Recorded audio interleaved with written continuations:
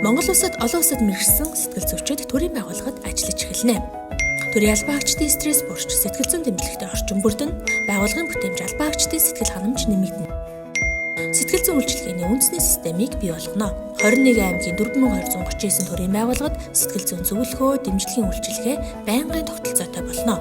Төрийн албаагчдын сэтгэл зүйн дархлааны одоогийн үзүүлэлт сайжирна. Ажлын байрны стрессийг 40% хүртэл бууруулж, дунд болон бага түвшинд шилжүүлнэ. Төрийн албаагчдын тогтвортой байдал нэмэгдэж, ёс зүйн гомдлын тоо буурна.